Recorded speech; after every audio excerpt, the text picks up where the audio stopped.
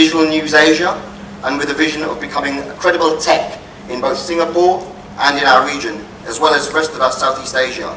Prior to launching DNA, he was editor of The Edge, Malaysia's premier business application, which he joined in 1995 and spent 12 years as a tech editor. I really hope you can give a warm applause for this group, and the floor is yours, Karamjit.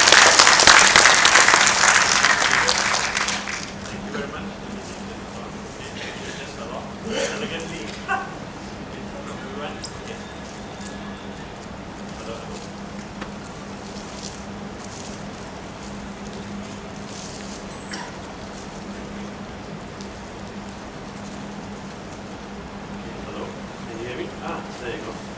Alright. Just let me hope this doesn't elegantly fall off again off my head. Very good. Thank you very much for your time and for your interest in coming for this event. So when I was invited, they was talking about advancing digital Malaysia, and suddenly you saw the headline there. It said accelerating 5G. So you cannot accelerate if you are leaning back, right? Sorry. I like this actually, it makes me look cool by slipping off this. This is more practical. Okay. Yeah. Okay, so so you cannot accelerate while you're leaning back, right? So you got to lean forward, and you'll find me leaning forward in this session because we're interesting panelists, and all of you also have got to participate. Okay, so we're going to start with only 3 questions for the panelists, and then we're going to try to open it up to you right away. So ask your questions. Don't agree with them all the time. If they say something that you disagree with, put your hand up and ask us a question and challenge them, okay? Can I get that agreement from you that you're not going to just agree with everything we say, everything you hear in the panel? Okay, good. Yeah, so guys, you're going to be challenged, okay? All right. So with that, we're going to start with 3 broad questions. And one of them is that since they are going to be encouraging businesses out there to move towards becoming a more digital savvy organization, you obviously have to start with yourself first. So I'm going to ask them, what are they doing within their companies to become this more digitally attuned, organization? Because there are probably some learning points that you can take through with that lessons.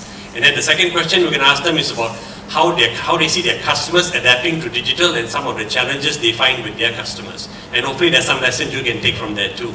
So probably we'll just start on my far right with Todd. You want to take that question?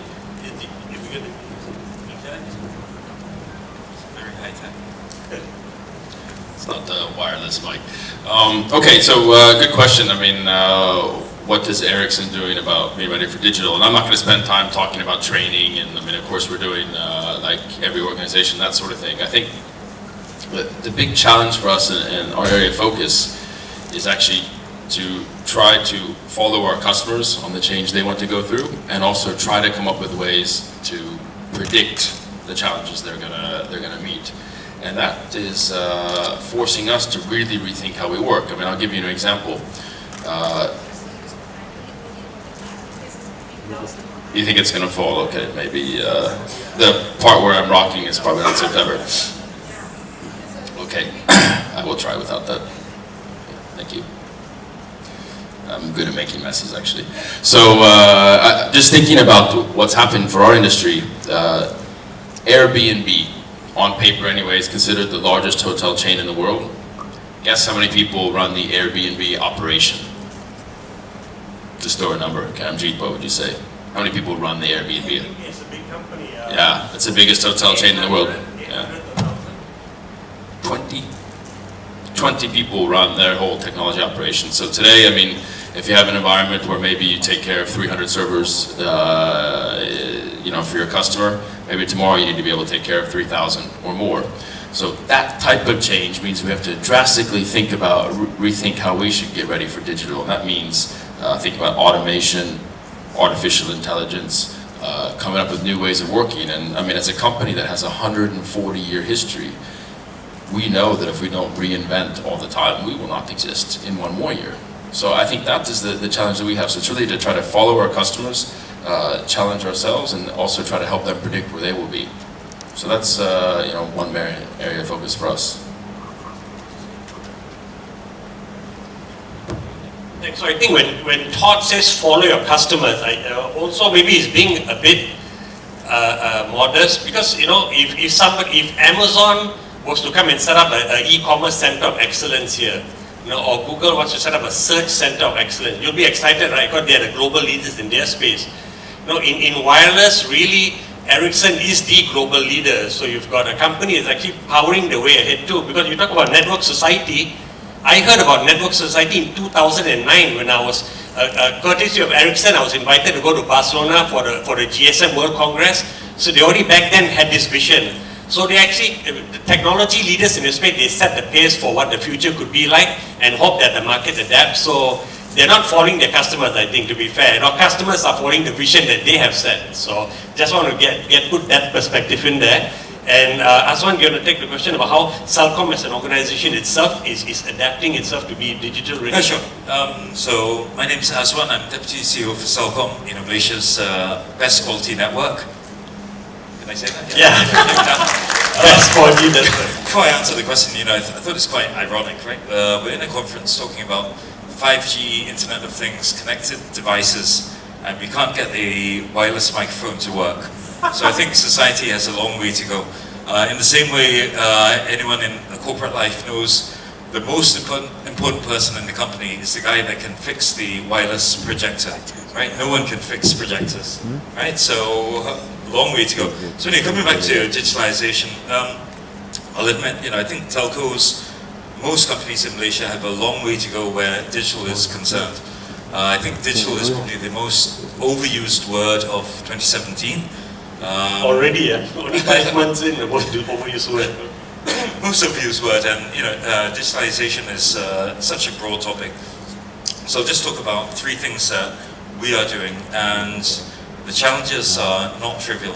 So I think the easiest, and this is all relative, is about digitalizing advertising, right? So the shift from traditional media to online media is on the surface trivial. Do I put an advert on, Malay Mail, New Straits Times Star, or do I put it on something online? But in reality, it's a lot more difficult than that, because the kind of formats that you need to use, the timing of an advert. If you talk about passive media compared to active media, putting an advert on TV versus something on Facebook where you really need to engage the customer and be liked is very, very different. So on the surface, something that appears really simple is actually a lot more difficult, and that's the easiest bit of it. Second thing that we're doing is really about digitizing the customer experience. So really the shift to online, to apps, things like chatbots, moving away from traditional call centers to online, again, is a lot more difficult than it would appear. I think, no disrespect to engineers, I'm an engineer, not practicing, but I'm an engineer. If you allow an engineer to design an app, it becomes very hierarchical and menu-driven, right? But from a customer point of view, it's very different, right? When you log into a website, the obvious thing as a customer that you want is your balance. That's why you log in. So you don't want to go through an engineer-designed website that says, click here, account settings, account number, balance inquiry, 3-click distances. You want to log in and just get it on the spot. So I think that mindset significantly needs to change. So the way traditionally you would design things to how you would design things in an online customer-friendly environment is dramatically different. And I'll come back to this, it takes a different mindset. And the most difficult thing is digitizing the business. And I think people get things very wrong. When people talk about digitizing, a lot of people take that to mean automating. And digitizing is not about automation. Automation is just about doing things that you do manually and automating it, like workflow management. But digitizing really means taking away, and I use this term in Celcom all the time, and it's probably the wrong term. How do we dehumanize the company? And that doesn't mean, or dehumanize the customer experience. And that just means, how do you take away humans from every step of the process? And automation does not take you there. You need to think radically about what the process is intended to do, and using IT and new ways of doing things to remove the human element from every step of the way. And the challenges there are, most people cannot imagine how you actually do that. Most people cannot. We're living in 20-year-old processes. People just know that things flow, paper flows from A to B to C. How do you really eliminate all of that and really understand what you're trying to achieve, and using IT to dramatically remove the human element? So I think that's really where the challenges are, and it's probably easier to rebuild the company from scratch than to actually try and get processes to change. So, long answer. So, we're making a lot of effort to try and really digitize Celcom. It's not easy. Well, it's probably easier to rebuild from scratch, but you don't have the luxury, especially if you're in a competitive market with equally ferocious competitors out there. So you can't afford to do that. So it has to be done simultaneously. Interesting.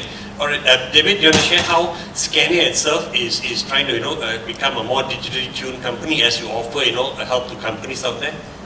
Absolutely. And the challenges you face also. Yeah. Well, I don't face the challenge with non-functioning wireless mic at least. I think we have progress already. Just to introduce everybody who might not be aware who we are one of the world's largest commercial vehicle companies, buses and trucks predominantly. We are from the same neck of the woods as Ericsson, and Ericsson is a long-term partner of us. We are working a lot together on research and development, and especially within connected vehicles, which is an area that's very interesting for the both of us. So what are we doing in terms of digitalization? It all comes down to a driver for more sustainable transport. In a city like Kuala Lumpur today, everybody knows about the challenges we face with congestion.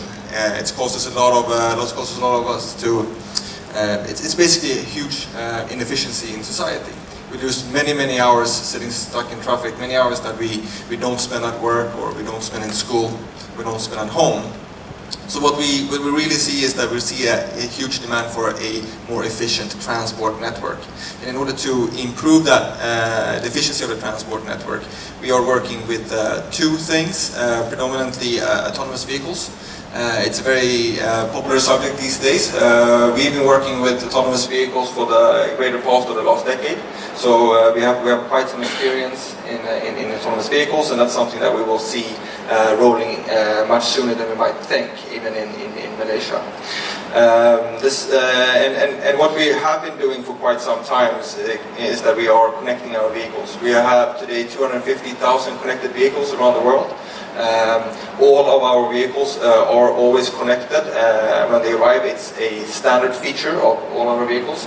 That helps us a lot. It helps us internally to plan for how we service our customers, so we can improve the efficiency of us supporting our customer. It also helps our customer to better understand how they need to service their vehicle. Because at the end of the day, when you work with a commercial vehicle, it's all about uptime and the availability of that vehicle. So it has to be available all the time. And by connecting our vehicles, we can greatly improve that for our customers. How many of those 250,000 vehicles are in Malaysia? Oh, that is a good question. Unfortunately, I don't have that number with me today. But every vehicle that is new rolling on the streets since the last few years are connected. And we have a lot of customers where we're supporting them on a day-to-day basis, not only with servicing but also to train their drivers, because a connected vehicle has the benefit of being able to track the driver's performance. And we have some customers in Malaysia that are even incentivizing their drivers based on their performance. A huge part of the operational cost of any commercial vehicle is fuel consumption. So what we can do is we can help them to track the fuel consumption. We also help them to coach their drivers. So first we train them for a day, and then we coach them once a month. Because what we see is that when you train someone, fuel efficiency goes down with 10 to 15%. That's 10 to 15% that you can save from your operational cost. That's huge. But what we see over time is that training only lasts for so long, so we need to keep on coaching them, and that's where the connected vehicle comes into play. So the connected vehicle allows us to keep on coaching them, so we can go back and see what happened to 2 weeks ago on the Thursday. Why were you idling for 2 hours for no reason?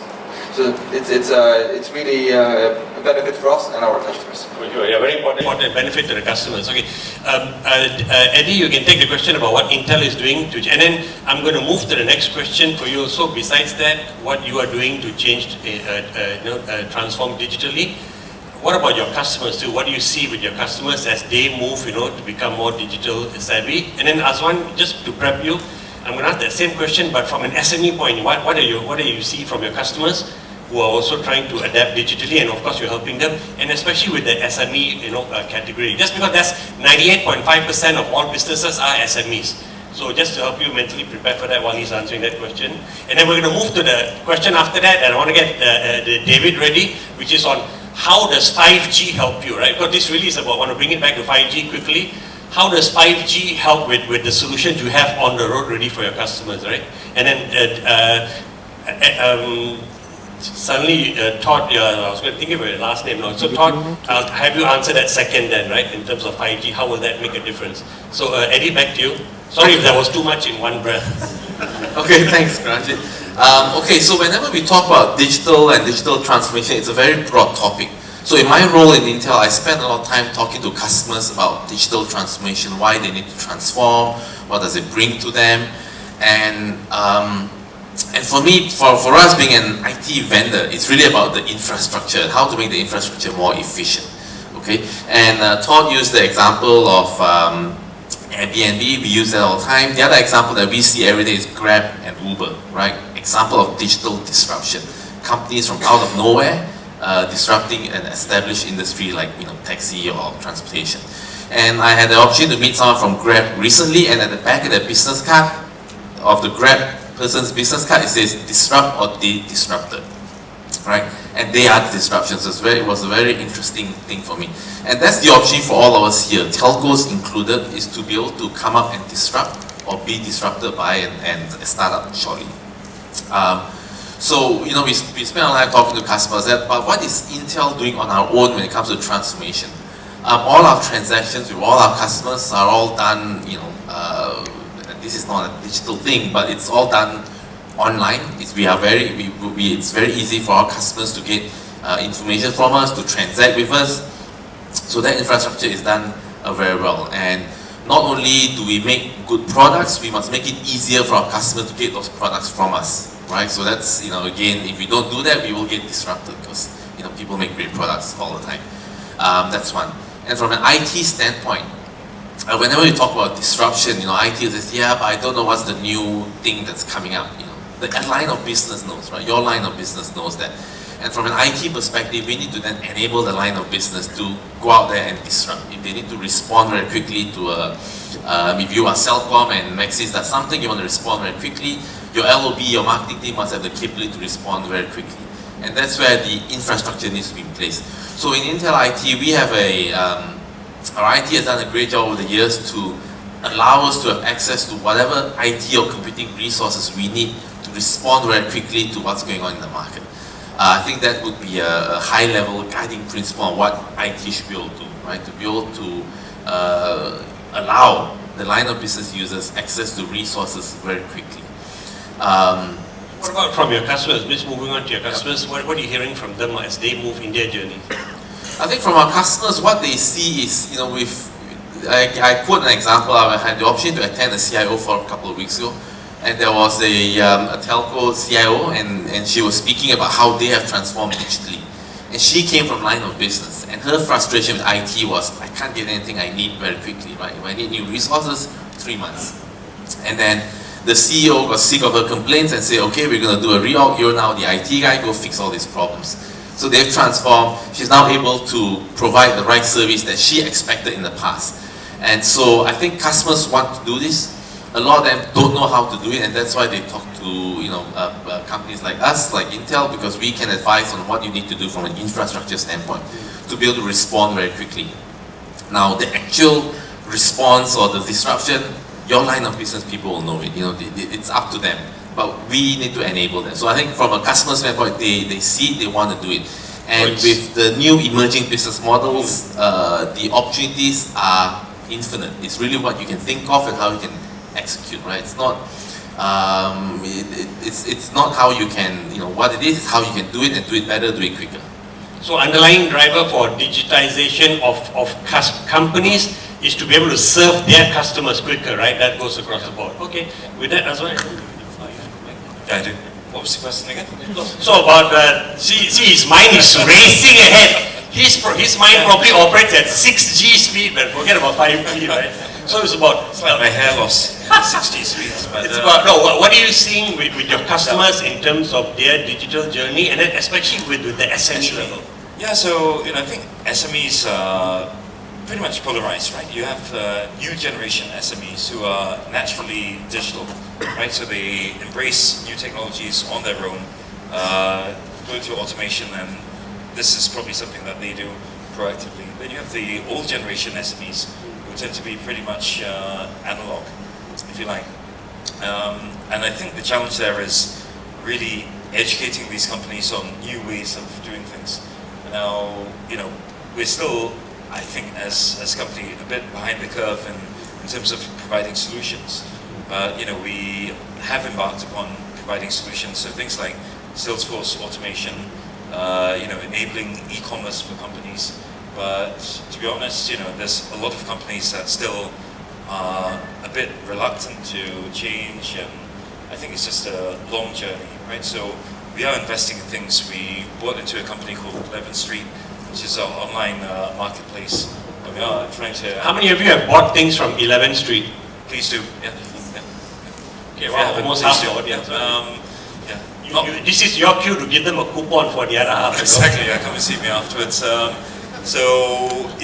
think trying to get traditional SMEs on board to new technologies is a bit of a challenge. I think as a telco, internally we have challenges as well, because people our sales force are quite comfortable selling connections, lines, voice. The moment you need them to sell solutions, it's very difficult.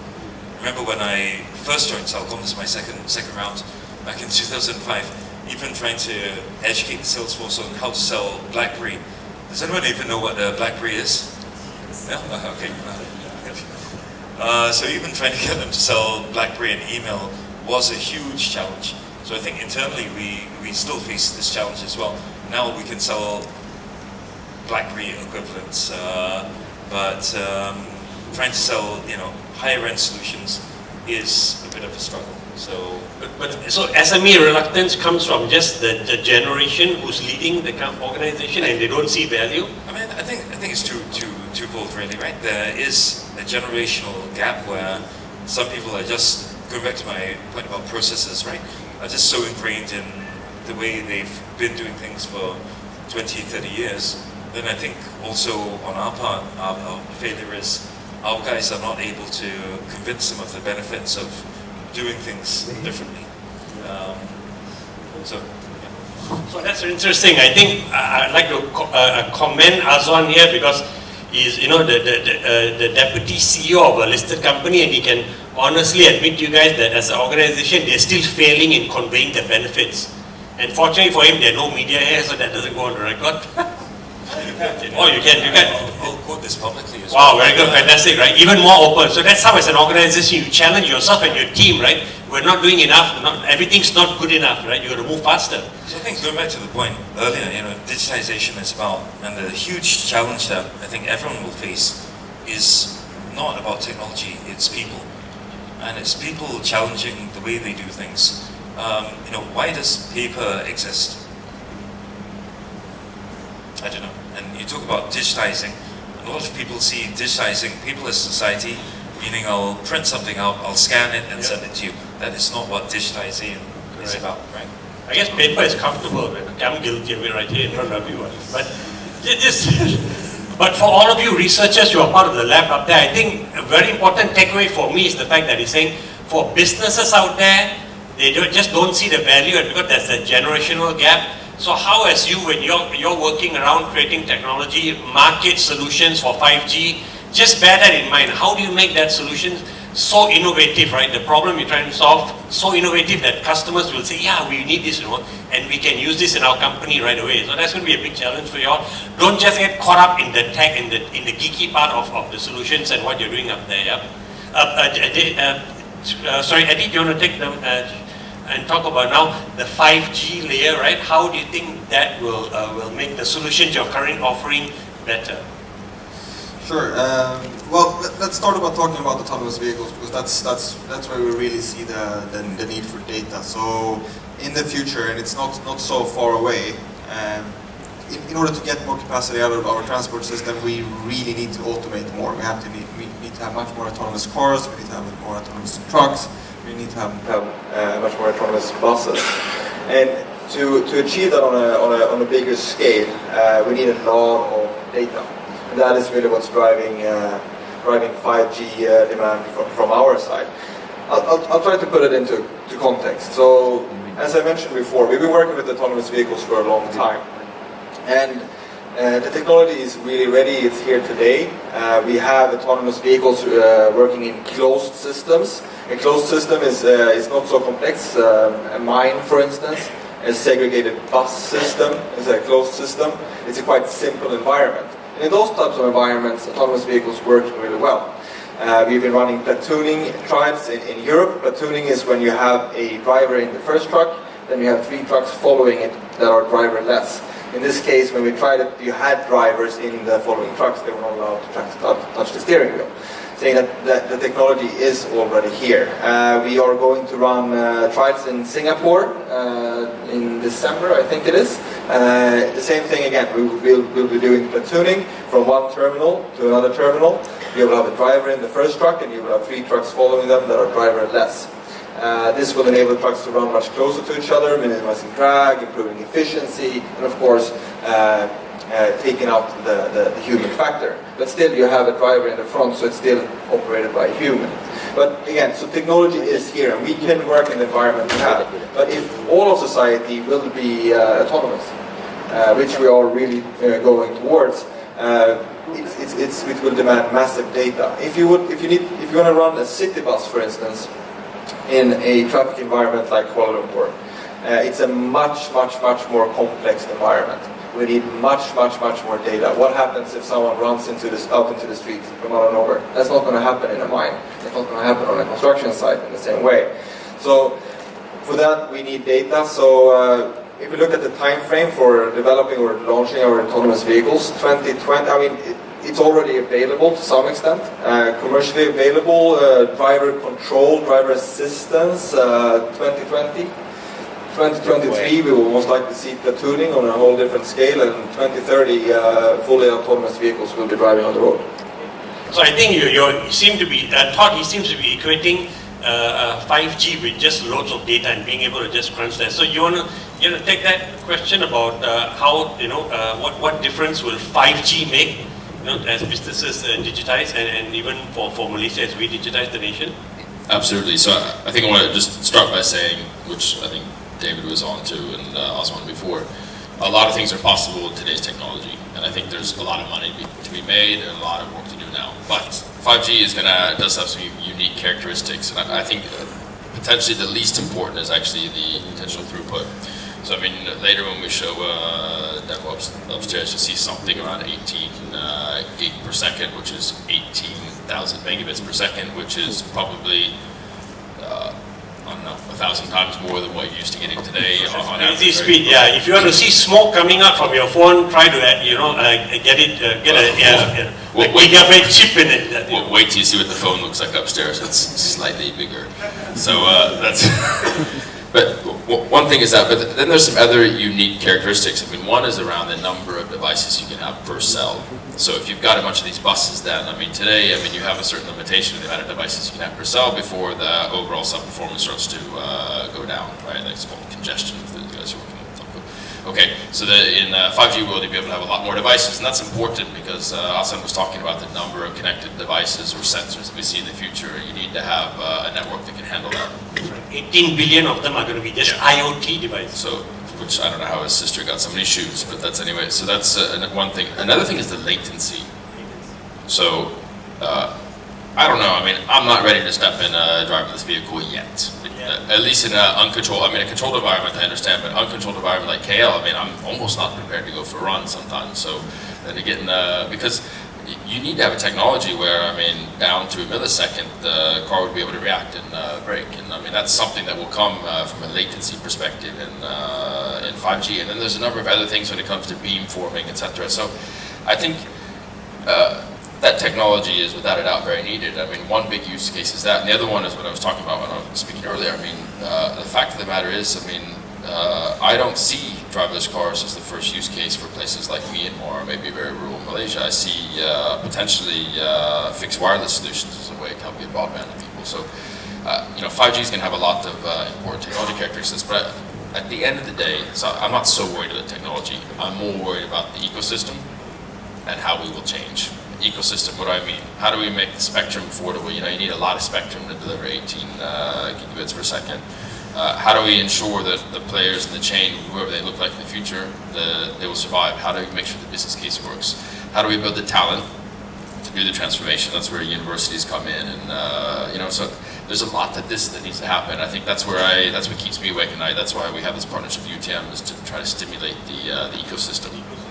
And I mean, I'm a 5G skeptic because, you know, we haven't fully realized the value of 4G, but amazingly, I mean, 5G is already here, right? You've got Verizon, the world leader in 5G, and they already have launched product. They've got customers using, you know, solutions, products based on 5G, right? So it's wrong to say that it's in the future. It's I mean, the use cases are happening now, right? So I think that's the thing, right? So there's a big opportunity for, I mean, diverse players like what you see on stage to actually start to make money from these things now. It's only that some of the more advanced versions of these use cases that we can envision won't really be possible until you've got that technology. But I think today is a good day to start in terms of trying to capitalize on that. okay. Aswan, you as a service provider, you know, being both a platform to enable, you know, these new services and also for the creation of new services. What do you see as the opportunity, you know, for, it's really an opportunity, it's not even a threat, right? With the 5G scenario when it comes. Yeah, so the reason personally I'm so keen on, you know, autonomous vehicles and investing in 5G is because I really want KL to move to an autonomous kapchai city. Right? So if we can automate the kapchais, then we're talking. So that's an opportunity. We just talked about 5G, so I think a lot of hype about 5G. I think Todd kind of mentioned 5G. Now the benefits, in short, on 5G are greater throughput. So I think, as you mentioned, you go up to 17,000 megabits per second. Come back to that. Lower latency and more devices per cell. And battery life. Okay. Now I think there's a lot of hype about, you know, throughput per cell. And I think there's a slide, actually from ERICSSON, no disrespect, that says you can download a HD movie in 2 seconds, right? 2 seconds, you can do the maths on it. Wow. That is not going to happen, Yeah. because in reality, anyone who knows anything about laptops, your Wi-Fi speed typically at home, or in fact, let me just step back, right? Your LAN card typically is limited to around half a GB per PS. You can get a gig card that does 1 Gbps. Step back to your LAN speed. Typical Wi-Fi speed is 54 Mbps. Yeah. Right? And then finally, you talk about your hard drive, and your hard drive only writes at, I can't remember the number, something like 10 Mbps, 5 Mbps max. So in reality, even though you can download at 17 Gbps, the hardware will not support it. So a lot of that is, you know, a bit... Not yet, yeah. So Eddie will say, hey, we're preparing those solutions now, right? We've got it, we've got the answer. Eddie Maybe not now, 5 years. 3 years Yeah. to fix that. So I think the real benefit actually on 5G is the other things, right? Latency and number of cells, number of items per cell. So the benefits of 5G will be about sensors and dumb sensors, right? So if you look at what a connected world will be, it will be, you know, multiple sensors in a cell, feeding back feeding back data to a central processing location. You think about a simple use case of surveillance. Now, typically today, if you want to do a smart surveillance camera, it's having a camera with intelligence built into the camera that can do facial recognition, what have you. And that works in a very small environment. If you want to do mass surveillance for security, national security and a whole load of things, and you need multitudes of cameras, it's not economical to have cameras with processing built into each camera. You need a dumb camera that has, a high-speed network that transmits back to a central high-powered processing location. That's the only use case. So come back to where the benefits are. Throughput is important, not on a per device, but the fact that you can enable, say, hundreds or 1,000 devices per cell to communicate back to a central location, and then you shift the processing from a local device to a centralized device. So I think, in summary, 5G will change the way life is profoundly. We talk about connected vehicles. Connected vehicles right now, even in a 4G environment, may work, but you really need, if you're putting your life at stake, you need a reliable, low latency network, because these are going to be cars that talk to one another, and you cannot afford for the network to go down, you cannot afford for a lack of latency. While we accept potentially a drop call when you're making a call today, or the circle buffering, buffering, it does not work in a society of the future. Correct. Wow. So that's I think the implications on network providers, implications on government, society are profound, and it really involves investing now in getting the best quality network and making sure that future networks are completely fail-proof. Fail-proof. Wow, interesting. That's such a high barrier. Expectation, fail-proof. And then Only on Celcom. Only on Celcom. Only on Celcom. Okay, yeah. So you can only rely on Celcom's network. Okay, that was a very overt sales pitch there. But let's open up. Actually, we're already into the audience Q&A time. If any of you have questions, just put up your hands and just go to the mic and ask the question. And I expect at least 17 questions from the audience. So we'll just get going rapid fire way. Oh, she's from ERICSSON. No, that's not. Any questions from the audience? But just imagine that sentence, that he thinks, Aswan thinks that life will profoundly change. It's just, we just lean back and think of that. With that question, you can lean back and think about it. Question, yeah. You may want to just, okay, there's a mic coming to you. And then the next person, just prepare your question so we can get that going. Hi, the panel talked about autonomous vehicles and automating processes. And 5G is going to enable greater automation and real-time AI, without any doubt. We're in a university with lots of students looking at the future. If I'm looking at it from a social perspective, 5G could increase unemployment. No one's going to be driving cars, no one's going to be working. You're going to have 20 people running the largest hotel in the world. So the question is this: what are the positive social impacts of 5G? Very interesting. I mean, every time you talk about technology and the future, that always comes out, right? The fear of job loss. And with Telsa, Elon Musk already propagating this concept of universal basic income. That's a scary statement for me to be made, that they make, and they put it out there so that we start getting used to it. But I hope that never happens. But to address the question, Todd, I think you should answer that first. As people driving this, technology-enabled future. And then maybe Aswan, you want to answer that too. Okay, so good, tough question from our own employees, so that's good. No, I think we should be realistic. I mean,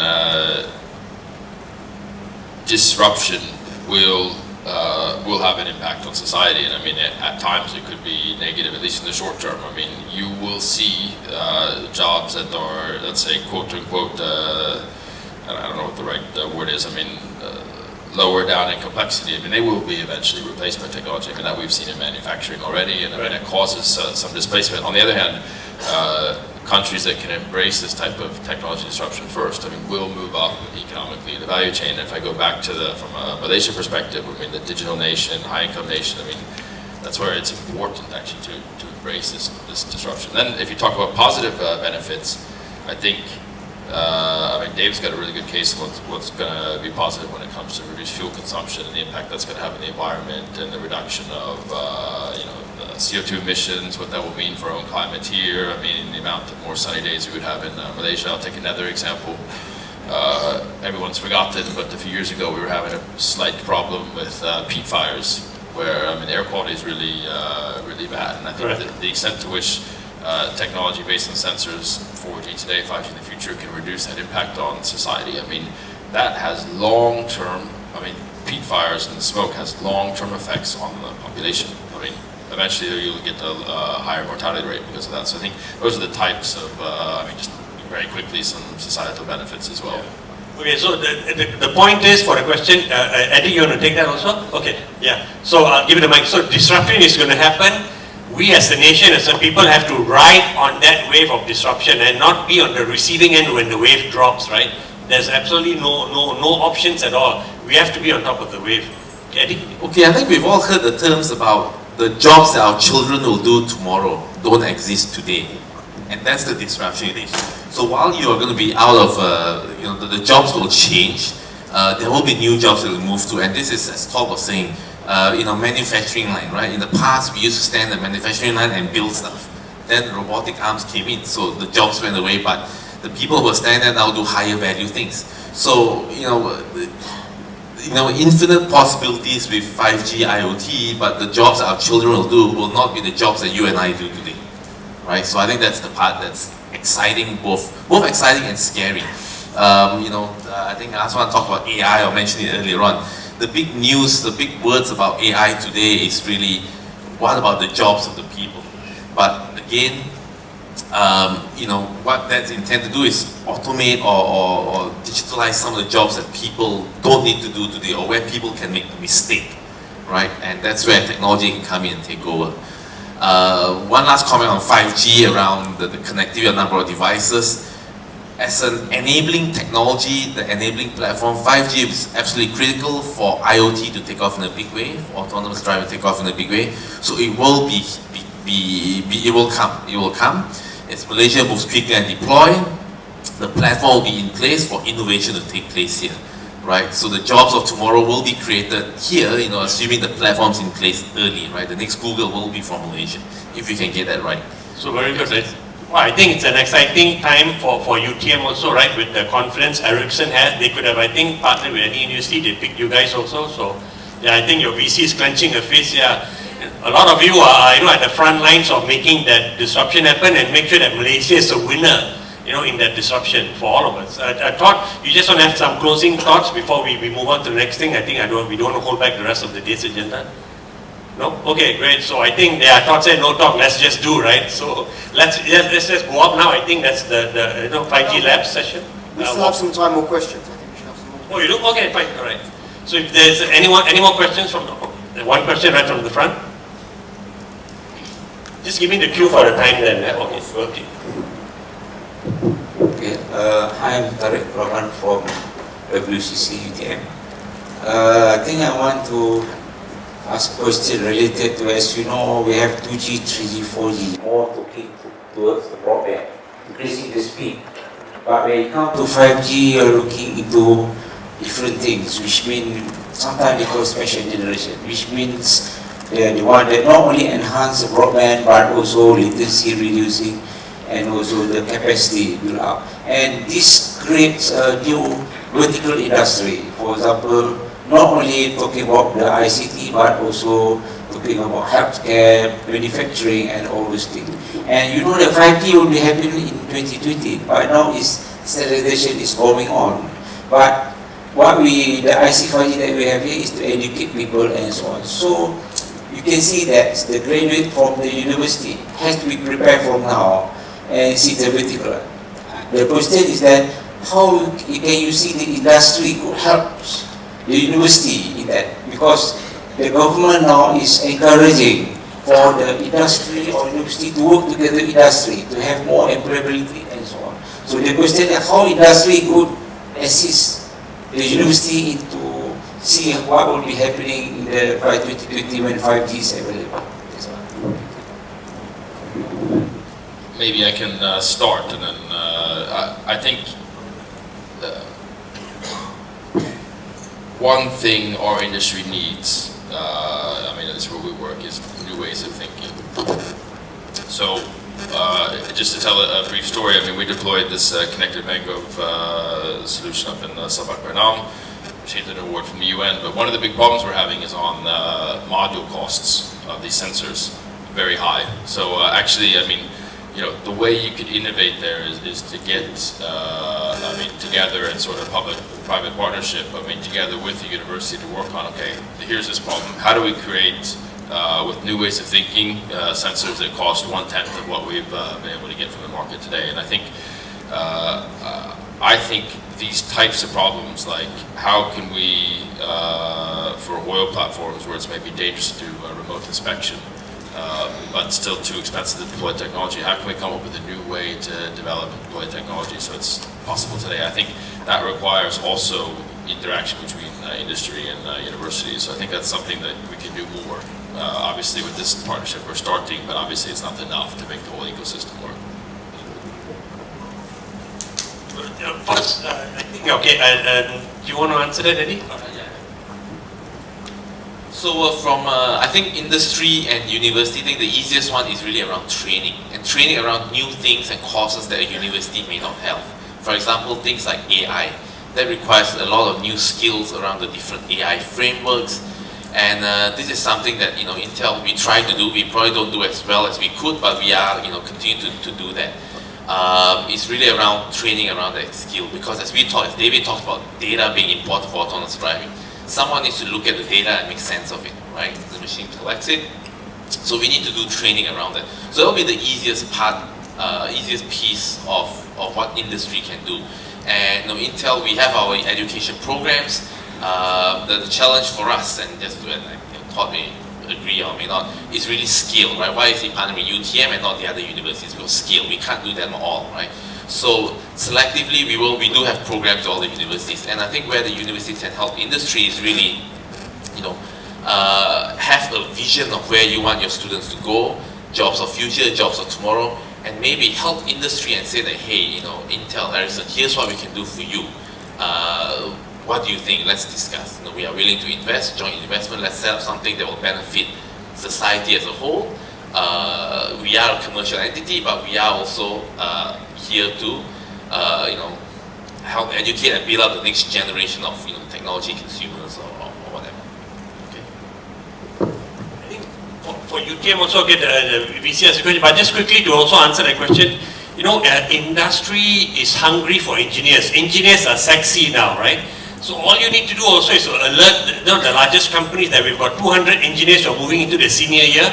We've got faculty members also. You can even second some of them, right, for up to a year's period.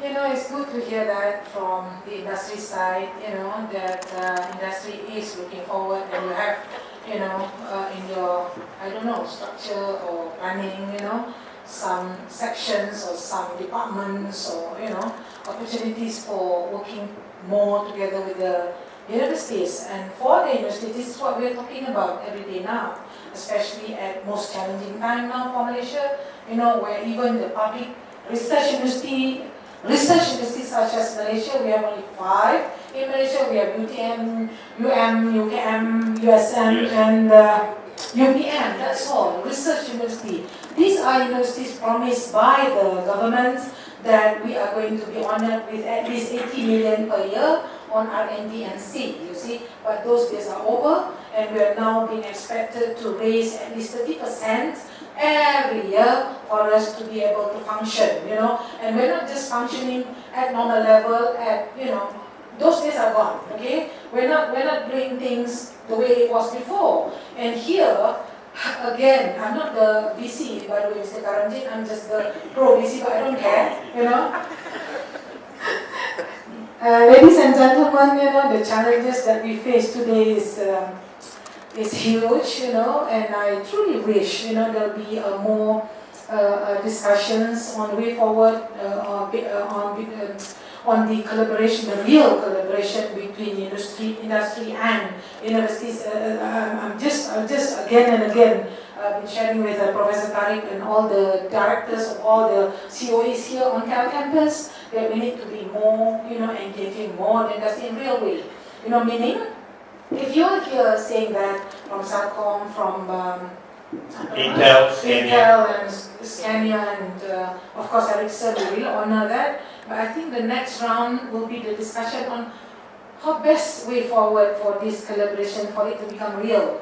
Real meaning the skill that you're talking about, the students that we produce, seriously, they are for the jobs of the future. The thinking, the skills, the thinking, the way forward, the imagination, the innovativeness of the industry, ourselves and all the students, the way, I think this is seriously the way forward, and we can't miss that, you see. So we really honor this. But my question is for all of you being here in Malaysia and us being locals as well, what do you think are the major challenges, I don't know, structural? What are the major challenges that we face here in Malaysia for us to catapult, if I may use the word, or, seriously, so that we are there. I've just put up everything on my Facebook, what you say, what you said just now, what you said, I don't know, I can't remember who said, we are replacing, I think, you are replacing human, I put it as, and I was like, my comment there was that I'm scared, but somebody was saying, which is good, we're losing all these jobs, why? Because we're not skilled enough, we're afraid, we may lose jobs, but the way forward next round is not this kind of job. How do we handle, how do we manage this technology, right? We need those people to manage this because there is no turning back, there is no Mr. Kansi, tak ada sit back. I pun dah menanya macam ini, So here I am truly from my heart because I care for the students. We're producing more and more and more graduates. Where do they go? And we're asking them to be more entrepreneurial here, entrepreneurial here. What do we really mean? Come on, we need the jobs. So what you think are the challenges, the major ones? But that is, also maybe you need to touch on the policy, but also us being universities, what is it that you think that we need to change? Because we are changing every day, and everybody is saying you should have changed yesterday. Can you imagine? That's not really fair for our children as well here in Malaysia, for the younger generation. Now seriously, if the industry are seriously honest and you're not honest, sincere enough, and you should open more doors, you should really have options, not options, some bigger portion of your side towards this human, the human aspect, the people, the resources, because I'm sure Malaysia, the 4G, they're still like, somebody was saying on my Facebook, Prof, we're not really there on the 4G, we're into 5G already. These are the real concerns. Now, how do we address this? Thank you very much. A very pointed question, and it comes from a sense of urgency also, that the future is already here, it's changing, they want to be part of the change, not be the changed.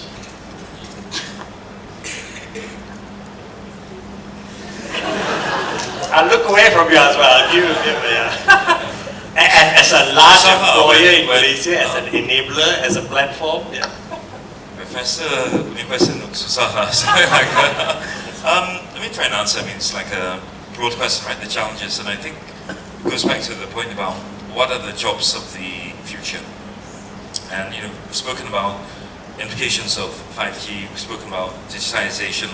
And this is just evolution of society, right? Technology evolves the way we do things back to the Industrial Revolution and thereafter. So I think the implications on universities especially are, the kind of training, the kind of people that we develop, the kind of skills need to adapt to the time, right? So when I grew up, and a long time ago, it's either you become doctor, lawyer, engineer. So I choose to be engineer, but all the jobs of the future will be, in my opinion, centered around big data analytics. I think in terms of the courses, for example, taught in universities, I don't know because it's a long time since I left university. I don't know what the syllabus is and how fast, more importantly, the syllabus changes. And I just remember when I was in Form 5, and this is back in '87, we were still taught in using slide rules and logbooks. Now calculators have been around for 50 years, and syllabuses have not caught up, and we're still teaching meaningless things eventually, right? So my personal view on education is not about what you're taught, in today's world, it's about learning how to learn. Right? And I can't predict from now 3 years what the implications will be on 5G society, but it really is about adaptability. So I think the kind of people we need in the future are people who are more adaptable, able to pick up things. It's going to be, like I said, all about analytics and big data. And I think the challenge is if we continue to educate people in, I guess, subjects and technologies that have been around for decades, then I think something is wrong. If you look at the movers of the world, the Googles and whatever the kind of people they hire, the kind of things that they're into, are things that you don't learn in university, right? But you learn how to learn and you adapt to things. So that's my only 2 cents worth.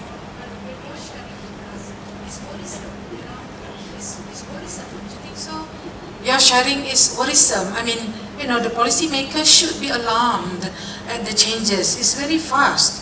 Are we ready? I'm just sharing Malaysian scenario. I don't know about, Singapore. Maybe they're much more ready. I don't know. But for Malaysia, are we ready? Are the young generations now ready for this change? Because this change are not going to wait. This is, I don't think so, and I'll not mince my words. There's people that we hire in society is like content to makan gaji lah, right? Yeah. And not challenge the status quo. And going back to the question earlier about implications of, we spoke about autonomous vehicles, and even just that one use case, the implications are profound. Because with real autonomous vehicles, I don't mean cameras, I mean machine to machine, talking to each other, things that change. The traffic light industry goes out of business. The A&E departments in hospitals change significantly. Insurance changes. You talk about visually impaired. Even the blind guide dogs, those Labradors, get unemployed. So the implications are just profound on these things. And going back to my point, if people need to be willing to change. I spoke about digitization earlier, and the fact that even if you talk about paperless society, right? At the end of every piece of paper, someone is doing something manually, and in the future that will clearly change. So I think the jobs of the future will be very different. There'll be less, I guess, operational jobs. But to me that's a positive thing, because I'm not sure about most people, but I don't think people get job satisfaction from doing repetitive, menial things, right? So unfortunately there's a lot of people that we hire that do nothing but, say, rekeying data and things, and those will change, and I think that's a move for the positive. I think before David, you take the mic, just quickly, because ERICSSON has already stepped forward as industry, right? You've got this incredible opportunity with your students now, researchers, right? To create part of the future, the jobs of the future too upstairs. But also because let's get Celcom committed too, because Celcom just down the road. Aswan, can you commit to UTM that you'll set up a meeting with some of your senior team to meet with them, to engage and say the conversation is about how the two parties can work closer together, right, to create this future that the country needs. At least because it should be done, right? Can we I have want to commitment hear, from you? yes, he's saying yes. Can you give the microphone so that everybody hear? He's saying yes to this. Yes. Yes. Okay. I'm gonna take it down. I'm gonna take out the number. 019-3131-311. It's my number. So yeah, give me a call. And while I've got the mic, I'd just like to say our contribution to society. First School Plus plans at RM98, 40 GB, the best value plans in town. Oh, very good. So I expect to hear there was a meeting set up very soon, right, between Yes, the right okay. people in Celcom with the hungry people Yes, from UTM, right? yes, thank you to move very the much. two organizations closer together. Yes, Okay, Mr. Karanji, I owe you one. Okay. No, it's for the country. So okay, Eddie, you want to say something? Sorry, David. Yeah, no, so on your question on what should Malaysia do, what should you do as a university? We'll be wrapping up after this. Sorry. Just to some learnings from Sweden, where Scania is from and where ERICSSON is from. One thing that Malaysia can do and is already doing to a large extent is to collaborate more between industry, universities and the public sector. We're facing these challenges together and we can also solve them together. So by doing, we can all be prepared and we can move forward together. This is very, very important. For a country like Sweden, 100 years ago, we were one of the poorest countries on the planet. Now we're one of the richest. So it really has enabled us to adopt technology in a really fast way and create a lot of high value-adding jobs in society, where engineering is absolutely a key success factor to that. Engineering, huh? Okay. No, but I think so. More collaboration opens up for a lot of opportunities. Thank you. And at the end of the day, if we can spend, if everybody in Kuala Lumpur can spend, 2 hours less in traffic, we can improve a lot of productivity, and we can contribute much more to society as well. And remember what David said, they're going to be doing a platooning pilot in Singapore. If they can do it in Singapore, I'm sure they want to do it in Malaysia, so you better be their partner to get that Yes. going here too, right? Are you going to ask him now again, like you asked us one, right? I'm going to hear Yes, so, from you. so David, the Pro-BC is asking whether Scania will commit to working working closer, not even closer, because you're not working with them, but will you commit to working with University Technology Malaysia, in some of the projects, you want to introduce? Anyone who wants to adopt autonomous vehicles and try anything out, we're very much interested to discuss. It's a yes, right? Yes. So that's, I have 4 yeses. So Intel is already doing a lot in Malaysia. Yes, They've of got a course. world-class facility in Penang. So we cannot ask them for more. I think they're doing a lot already. Okay, yeah, thanks for that. I'm not deputy CEO, so I can't commit anything. But definitely, I think you're really saying yes to more serious collaboration with universities. In your right? School of Logistics or Transportation, if you have, I'm sure David wants to have a conversation with Yes. them. Okay, with that now, thank you very much. Your Pro-BC is asking most of the questions. Does anyone have a dying question they want to ask the students, especially before we hand the mic over to the MC? From any student in particularly? Anyone there? Okay, one question right at the back there. Okay, sorry, I'm just kidding. That's not a student.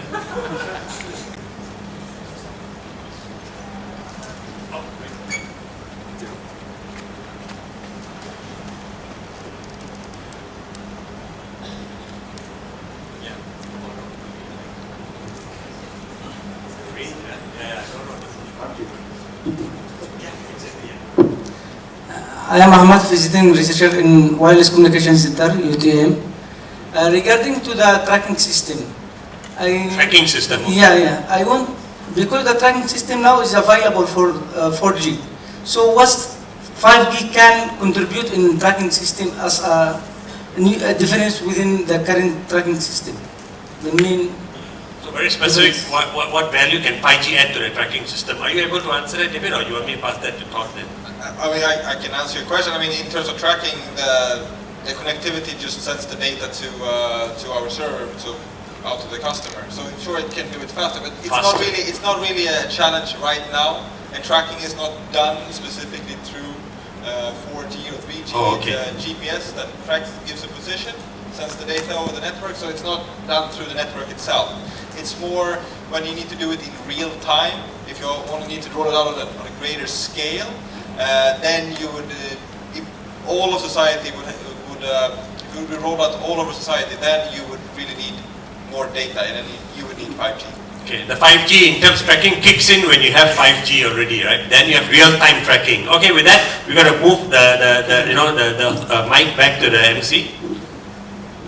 Guys, can we just have a quick round of applause for the panel members also?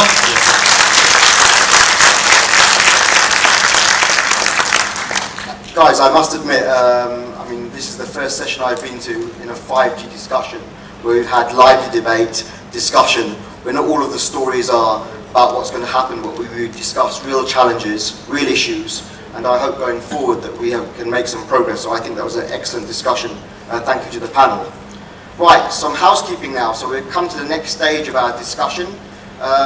Upstairs, we have ERICSSON experts that want to show you solutions on 5G, network, IT, digital business solutions, IoT. We have a fantastic set of demos. Please take some time to go and discuss with our business builders what the solutions mean to Ericsson, because we have a huge number of success stories. We want to show you what we've done, we want to share with you, and we want you to take those back to your home companies to really share your knowledge from what you've learned here today. We have photographers on the floors. They'll be taking photographs. If you want to take photographs from the guys, there's a booth. More importantly, we want you to give our feedback on the session. If you give feedback, you get ice cream. If you don't give feedback, you don't get any ice cream. But what you do get, whether you give feedback or not, is a very nice lunch around 12 o'clock. In the meantime, I would like to thank everyone for their contribution today. I think it's been a very enjoyable day. I've really enjoyed the contribution from the panelists, contribution from the people that raised questions, and I'd like everyone to give each other a big hand. Thank you very much.